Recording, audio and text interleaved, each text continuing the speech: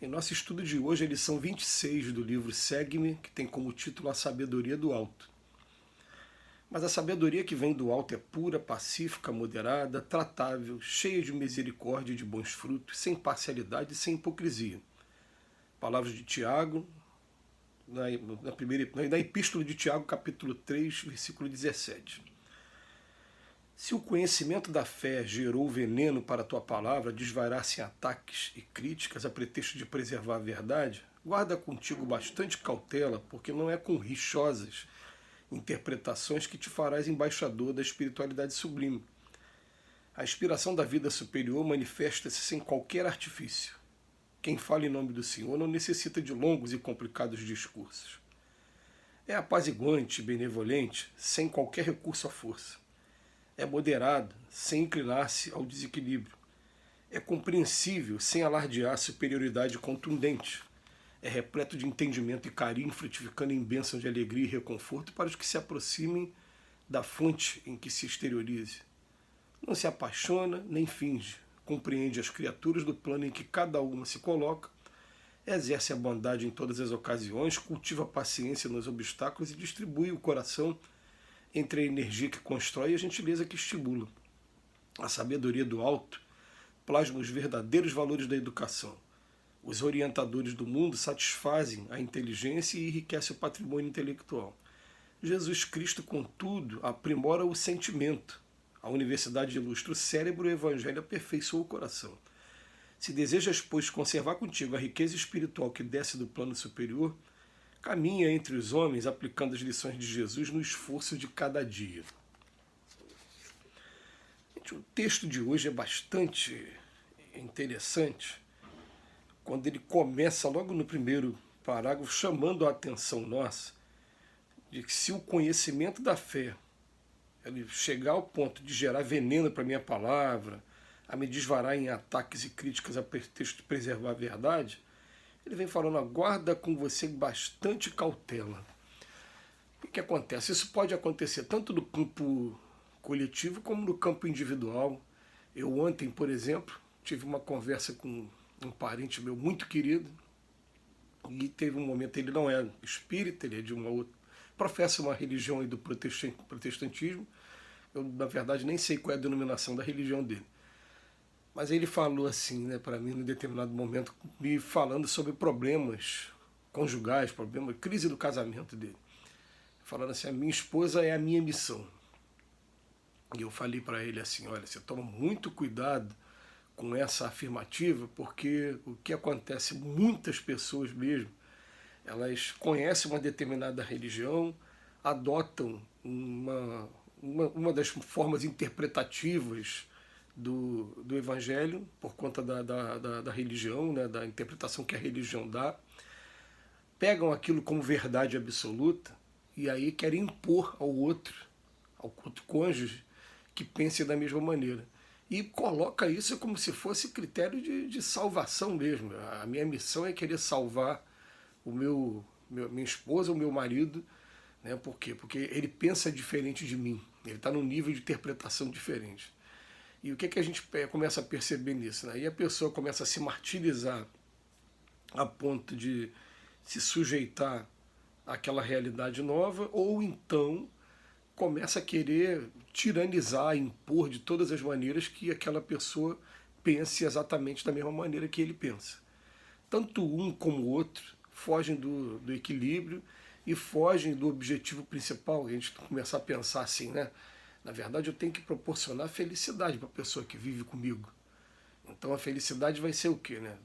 Fazendo ela, essa pessoa que vive comigo, ela buscar entender o que a deixa feliz, qual é a missão que ela tem para cumprir, o que ela tem para fazer, e estimular que ela faça, oferecer meios para que ela possa estar cumprindo aquela missão, e não que seja exatamente do jeito que eu quero, porque agora eu tenho esse nível de interpretação. E, é claro, meus irmãos, são muitos casos que a gente vai encontrar como esse. Um, por exemplo, que foi marcante, foi uma pessoa que, de repente, com 30 anos de casado, entra para uma religião que não gosta de comemorar aniversários. E aí, por conta disso, ele A partir dali, não podia mais se comemorar aniversário dentro de casa e também o outro cônjuge não podia ir para aniversário nenhum. Eu falei, peraí, né, você vai adotar uma posição e de repente você quer impor para o teu outro cônjuge, é claro que vai ter conflito. Você vai querer impor que ele siga a mesma coisa.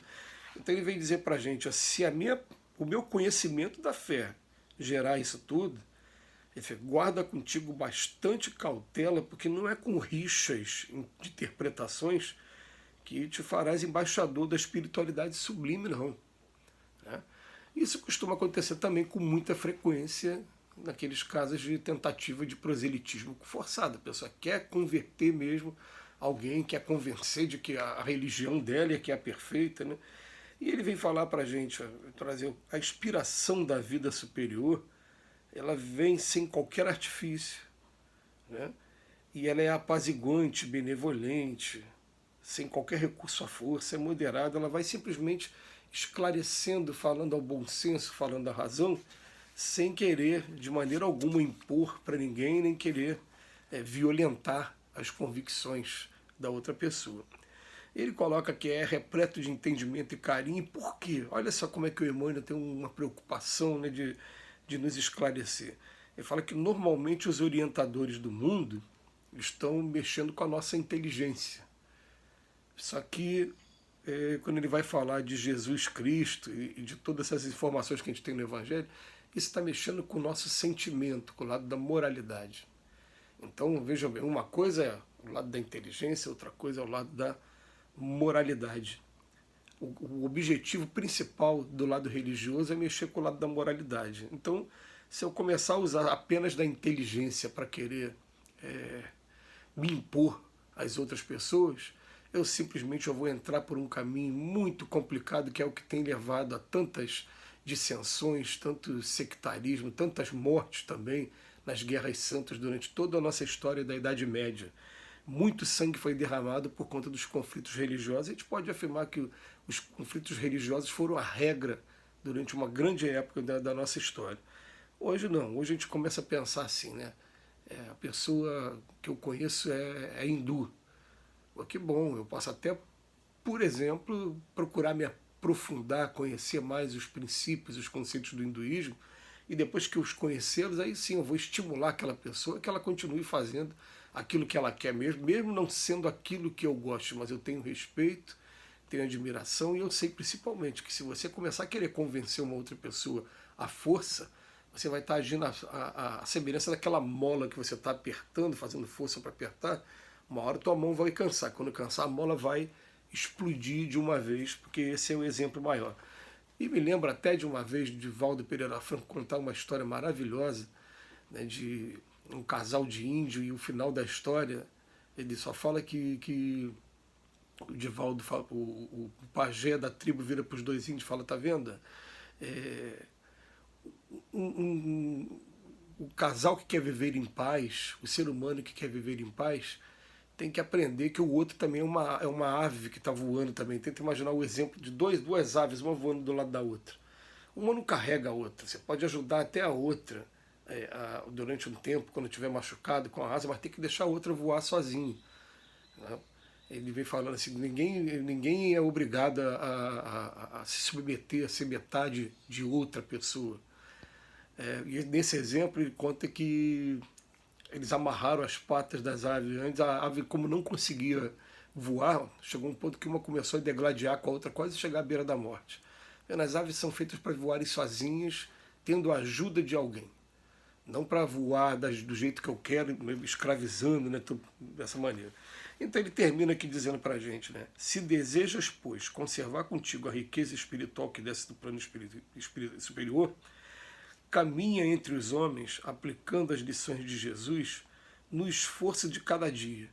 É mais prática do que apenas imposição por conta de força ou imposição sobre qualquer argumento. Esse texto é claro, a gente vai ter que estudar ainda muito profundamente, porque é uma tendência natural a gente pensar que uma coisa que faz muito bem a mim também vai fazer muito bem aos outros, e até da gente querer achar, ter a pretensão de achar que a minha crença é mais importante, ou é mais próxima da verdade, ou é a verdade do que a dos outros. Na verdade, a gente precisa de respeito e amar o próximo como a si mesmo. Que Jesus nos abençoe hoje e sempre.